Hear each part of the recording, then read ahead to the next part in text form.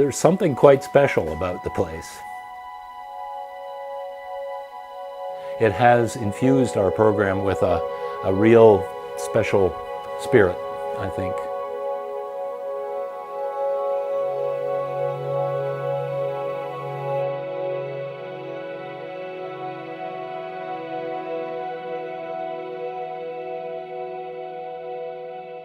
My connection with this place begins in 1972 when I came as a graduate student from York University, finishing my PhD and taking up my first job at Trent University, which was the place I wanted to be.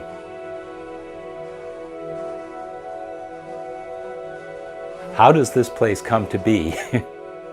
Well, Alan Wilson, who was the first chair of the history department at Trent and the founding chair of Canadian Studies at Trent, was very close friends with Mary Northway. The Northway family were owners of a huge department store chain in Ontario called Northway and Sons. It was a department store chain that had outlets in London and Hamilton and Toronto and a variety of other, Windsor, I think. But if you grew up in Toronto as I did, there was a Northway and Sons store on the corner of Queen and Yonge, right downtown, opposite Eaton's, opposite Simpson's, which were the other two major department stores. So it was a big company.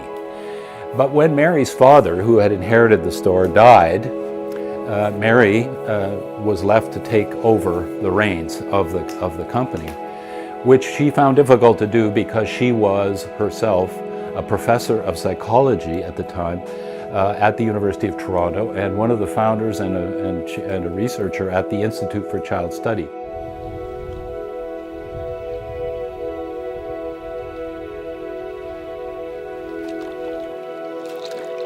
But the really important thing about Mary is that she had another career, which was in camping.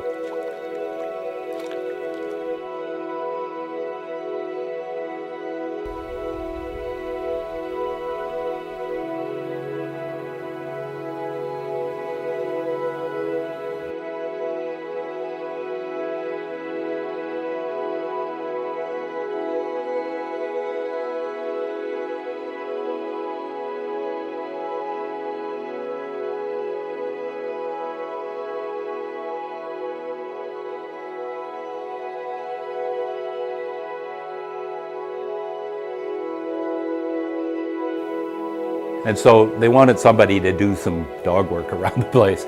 I was broke, graduate student, just starting at Trent. I had no place to live. Alan introduces me to Mary Northway and says, I've got a guy who might be able to help you out here. We hit it off like a house on fire the minute we met and started talking about camping right away. And so she showed me the property. She said, this is what I need done. I needed space to do my work. So I brought all my files up here and stuck them in the cabin down there, and she handed me a paintbrush and an axe and said, go to work.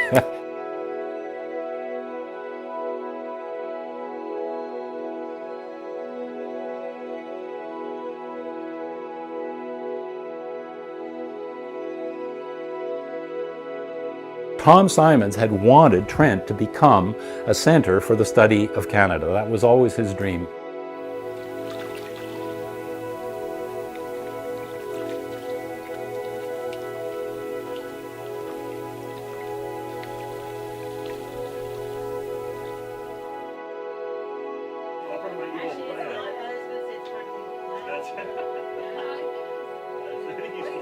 We had dedicated our entire project to interdisciplinarity, bringing together disciplines around themes, around problems, trying to focus our attention on ways of seeing, arguing from the premise that the world does not present itself to us as a discipline, that Canada does not present itself to us as a discipline. It presents itself to us in its myriad ways and its myriad problems, and it has a responsibility to the rest of the world to tell us what we are and who we are and what our problems are and how we can contribute to international understanding. We are not a parochial project, we are an international project.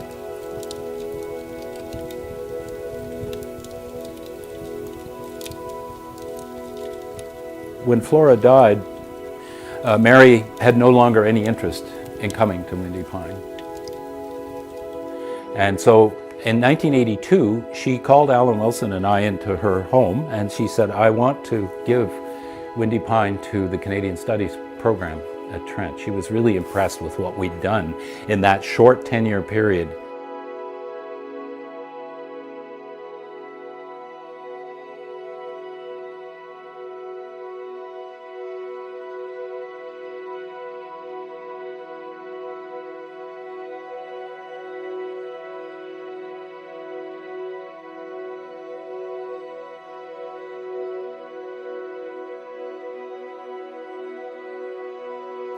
As you can see, I mean, it's not just a piece of land and not just a set of buildings. It is a place where I think community is born.